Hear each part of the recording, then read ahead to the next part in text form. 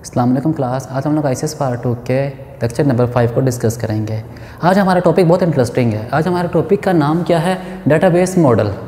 Database model हमारे पास क्या होता है? हमारे पास डेटाबेस के अंदर एंटिटी को रिप्रेजेंट करने के लिए हम लोग क्या इस्तेमाल करते हैं? डाटा मॉडल को इस्तेमाल करते हैं। डेटाबेस मॉडल हमारे पास क्या होता है? डाटा मॉडल सिंपल क्या होता है? डेटाबेस को छोड़िए, डाटा मॉडल क्या होता है? मॉडलिंग क्या होता है? डेटाबेस के अंदर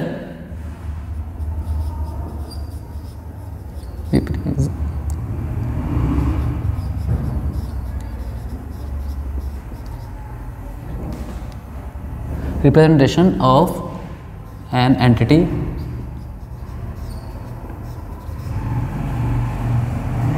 in database या डाटा। किसी भी एंटिटी को रिप्रेजेंटेशन देना, रिप्रेजेंट करना, ठीक है, किसी भी एंटिटी को रिप्रेजेंटेशन ऑफ एन एंटिटी, किसी एंटिटी को रिप्रेजेंट करना डेटाबेस के अंदर, वो हमारे पास क्या कहलाता है? डेटाबेस मॉडल कहलाता है, या डाटा मॉडल कह सकते हैं, डाटा मॉडल कहलाता है। अब हमारे पास लफ्ज़ इस्तेमाल किया गया यहाँ पर एक एंटिटी का। अब ये एंटिटी क्या होती है? एंटिटी हमारे पास कुछ भी होता है। एंटिटी इज़ एनीथिंग जिसकी इन्फॉर्मेशन डेटाबेस में स्टोर की जा रही होती है। एंटिटी हमारे पास कुछ भी होता है, कोई भी चीज़ जिसकी इन्फॉर्मेशन कहाँ स्टोर की जा रही है डेटाबेस के अंदर, वो हमारे पास क्या कहलाता है? एंटिटी कहलाता है। क्या मतलब है? लेट्स से मैं डेटाबेस में बुक डाटा स्टोर कर रहा हूँ किसी इंसान का, उसकी एज, जेंडर, हाइट, ये सारी चीज़ें क्या है? एक एंटिटी है। इस तरह एक बुक है, बुक एक एंटिटी है।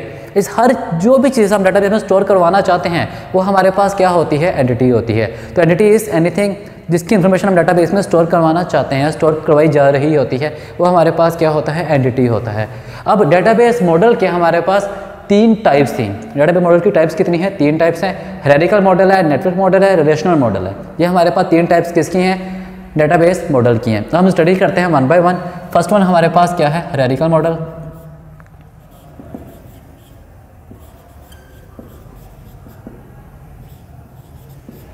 फर्स्ट वन हमारे पास क्या है? हायरार्किकल। हायरार्किकल मॉडल क्या होता है? हायरार्किकल मॉडल में जो रिप्रेजेंट किया गया था, ये बहुत ज़्यादा फेमस था। ये कब था? ये 1960 टू 1970 के दौरान बहुत फेमस था। 1960 टू 1970s, इसके दौरान ये बहुत ज़्यादा फेमस था। अब ये इतना फेमस नहीं रहा, अब ये यूज़ भी नहीं किया जाता। ये फेमस कब था? 1960 टू 1970s के दरमियान फेमस था। इसमें हमारे पास क्या होता है? इसमें एंटिटीज़ यूज़ की जाती हैं। इसमें हम लोग क्या यूज़ करते हैं? एंटिटीज़। लेट्स सी, हम डायग्राम के थ्रू को समझते हैं। हमारे पास एक मेन एंटिटी थी, इसे कहते थे पेरेंट एंटिटी। ये हमारे पास क्या है? Parent entity. ठीक है, हमारे पास एक मेन एंटिटी, इसका नाम क्या है? पेरेंट एंटिटी, या रूट भी कहते थे इसको। पेरेंट भी कहते थे और इसको रूट भी कहते हैं। अब पेरेंट भी कह सकते हैं या रूट भी कह सकते हैं। ये हमारे पास एक मेन एंटिटी होती है। इस एंटिटी के साथ हमारे पास डिफरेंट एंटिटीज अटैच होती हैं। लेट्स सी, यहाँ पर ये एक और एंटिटी अटैच है, यहाँ पर एक और एंटिटी अटैच है। ये मेरे पास क्या है? एंटिटी। और ये मेरे पास क्या है? एंटिटी। इसी तरह इस एंटिटी आगे फर्दर एंटिटीज होंगी।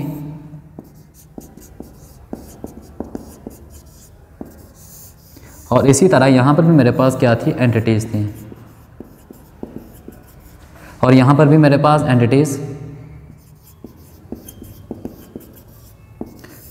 और सेम इन द वे यहाँ पर भी मेरे पास क्या है? एंटिटी है। इस तरह मेरे पास एंटिटीज़ थी। अब हायरार्किकल मॉडल में क्या होता है? हमारे पास एक बेस एंटिटी होती है, एक रूट एंटिटी होती है। ये हमारे पास क्या है? पेरेंट एंटिटी है, रूट एंटिटी है। हायरार्किकल मॉडल के अंदर हमारे पास एक पेरेंट एंटिटी होती है, रूट एंटिटी होती है। उसके अकॉर्डिंग नीचे हमारे पास क्या होता है? एक पेरेंट के मल्टीपल चाइल्ड्स होते हैं। ये मेरे पास रूट है, ये नीचे मेरे पास क्या है? इसके चाइल्ड हैं। ये मेरे पास क्या है? चाइल्ड।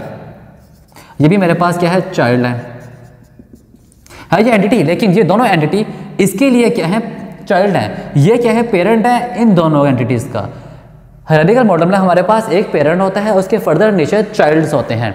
एक पेरेंट के मल्टीपल चाइल्ड्स होते हैं, या दूसरे सेंस से हम ये कह सकते हैं मल्टीपल चाइल्ड्स के एक पेरेंट होता है। यहाँ पर नोट करें, हमारे पास एक रूट एंटिटी है, उसके 2 चाइल्ड हैं, 2 चाइल्ड का एक पेरेंट है। इसी तरह अगर इसकी बात की जाती है तो इसके लिए ये चीज़ क्या है? पेरेंट है। इन दोनों के लिए ये पेरेंट है और इन दोनों के लिए ये पेरेंट है। लेकिन ये जो है इन दोनों का क्या है? पेरेंट। ये खुद जो है इसका क्या है? चाइल्ड है। ये इन दोनों के लिए पेरेंट है, लेकिन ये वाला इसके लिए क्या है? चाइल्ड है। यानी कि ऊपर जो एंटिटी होगी हमारे पास रूट एंटिटी, उसके आगे फर्दर ऊपर किसका पेरेंट नहीं होता, रूट एंटिटी का पेरेंट नहीं होता, वो मेन एंटिटी होती है। उसके नीचे हमारे पास क्या होते हैं, चाइल्ड होते हैं। इस तरह उन चाइल्ड के नीचे उसके अपने चाइल्ड होंगे, ठीक है। इस तरह ये पेरेंट था, इसके 2 चाइल्ड थे, ये दोनों पेरेंट हैं, इनके फर्दर नीचे चाइल्ड हैं। अब इन चाइल्ड के पेरेंट ये है, इसका पेरेंट ये है, इसका पेरेंट फर्दर नहीं होता। एक हमारे पास रूट होता है, उसके फर्दर पेरेंट्स नहीं होते। ये काम किस में होता है, हायरार्किकल मॉडल के अंदर होता है। हायरार्किकल मॉडल हमारे पास इन्वर्ट ट्री की तरह होता है। ये हमारे पास किस तरह से होता है, इन्वर्स ट्री की तरह। अगर आप इसको उल्ट कर दें, इस चीज़ को उल्टा दें, तो हमारे पास नीचे एक रूट आ जाता है, उसके आगे फर्दर चाइल्ड्स बनते जाएंगे आगे, हमारे पास एक कंप्लीट क्या बन जाता है, ट्री बन जाता है। इसकी हमारे पास क्या है, एक इन्वर्स ट्री की तरह रिप्रेजेंटेशन इसकी होती है। तो हमें ये हमारे पास क्या है, आपका हायरार्किकल मॉडल है, जिसके अंदर हम लोगों ने क्या बात की है, ये रिप्रेजेंट किया गया था 1960 टू 1970 के दरमियान रिप्रेजेंट किया गया था। इसकी वर्किंग किस तरह से होती है, इसमें हमारे पास एंटिटीज यूज़ की जाती है। इसमें हमारे पास एक मेन एंटिटी होती है, उसे कहते हैं रूट या पेरेंट एंटिटी, और दूसरी हमारे पास उसके चाइल्ड्स होते हैं। रूट एंटिटी के फर्दर आगे पेरेंट्स नहीं होते, वो मेन एंटिटी होती है, उसके नीचे चाइल्ड होते हैं। एक पेरेंट के मल्टीपल चाइल्ड हो सकते हैं और मल्टीपल चाइल्ड का एक पेरेंट हो सकता है। ये वर्किंग किस में होती है, हमारे पास हायरार्किकल मॉडल, जिसका दूसरा नाम क्या है, इन्वर्स ट्री का नाम से रिप्रेजेंट किया जाता है। दूसरा वो बात कर रहा है नेटवर्क मॉडल की।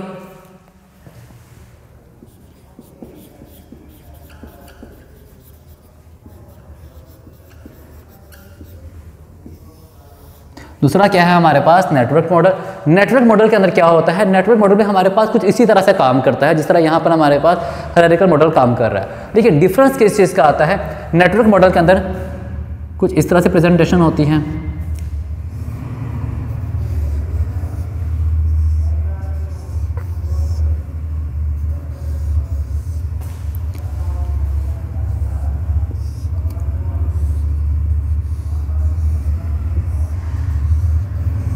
अब ये चीज़ें मेरे पास क्या है, एंटिटी हैं। ये मेरे पास क्या है, एंटिटी है। इसी तरह ये एंटिटी है।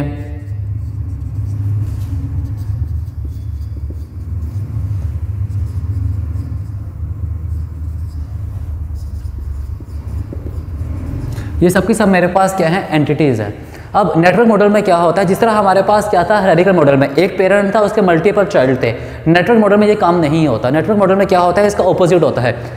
ऑपोजिट किस सेंस में, मल्टीपल पेरेंट्स के मल्टीपल चाइल्ड्स होते हैं हायरार्किकल मॉडल में, और मल्टीपल चाइल्ड्स के मल्टीपल पेरेंट्स, दोनों तरफ से हमारे पास क्या होता है, मल्टीपल काम होता है। मल्टीपल चाइल्ड होंगे, उनके मल्टीपल पेरेंट्स होंगे, मल्टीपल पेरेंट्स होंगे, उनके मल्टीपल चाइल्ड्स होंगे। किस तरह से, लेट्स सी मेरे पास ये एंटिटी में कंसिडर करता हूँ।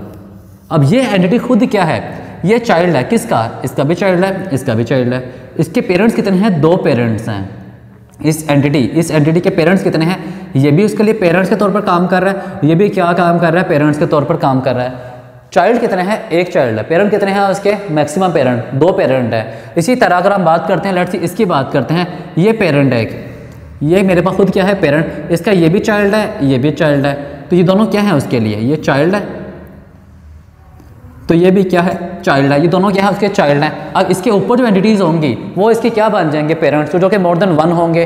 हर एंटिटी के हमारे पास क्या होते हैं, मल्टीपल पेरेंट्स होते हैं और मल्टीपल चाइल्ड्स होते हैं। ये काम किसमें होता है, नेटवर्क मॉडल्स के अंदर होता है। ये हमारे पास थोड़ा सा कॉम्प्लेक्स हो जाता है। नेटवर्क मॉडल हमारे पास अगर इस तरह बढ़ाते जाएं हमारे पास थोड़ा कॉम्प्लेक्स जरूर हो जाएगा, लेकिन ज़्यादा रिलायबल होता है एज़ कम्पेयर टू हमारे पास हायरार्किकल मॉडल। हायरार्किकल मॉडल से हमारे पास थोड़ा सा क्या होता है, रिलायबल होता है, बेहतर होता है, लेकिन थोड़ा कॉम्प्लेक्स हो जाता है। काफ़ी ज़्यादा कॉम्प्लेक्सिटी आ जाती है हमारे पास किसके अंदर, नेटवर्क मॉडल के अंदर। सो लास्ट वो बात कर रहा है किस चीज़ की, रिलेशनल मॉडल की।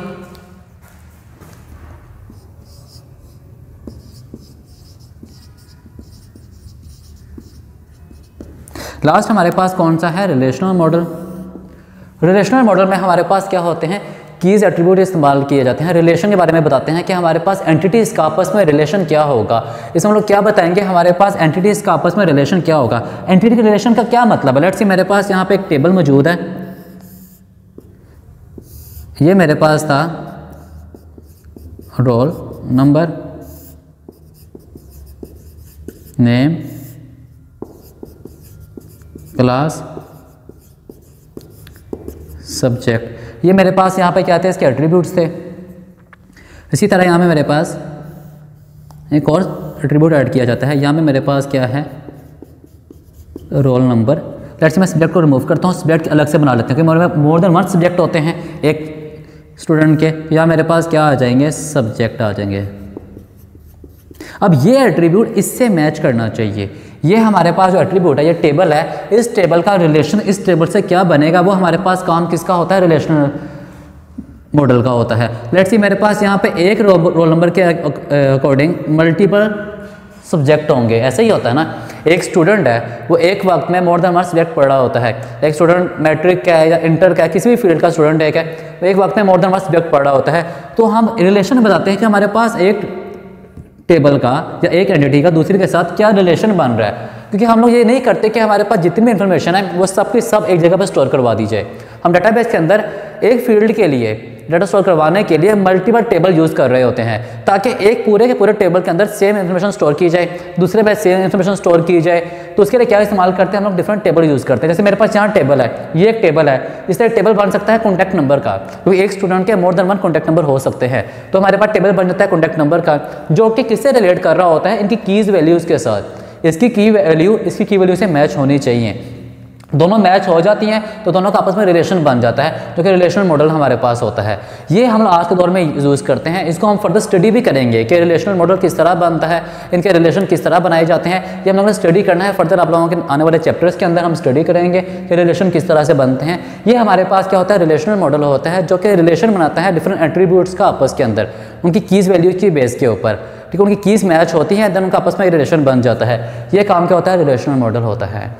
हम लोगों ने आज बात की है आप लोगों के डेटाबेस मॉडल की, कि डेटाबेस मॉडल क्या होता है। उसकी हमारे पास 3 टाइप्स थी, हायरार्किकल, नेटवर्क और रिलेशनल मॉडल। हमने फर्दर डिटेल में स्टडी किया कि किस तरह हायरार्किकल मॉडल काम करता है, किस तरह नेटवर्क मॉडल काम करता है और किस तरह हमारे पास रिलेशनल मॉडल काम करता है।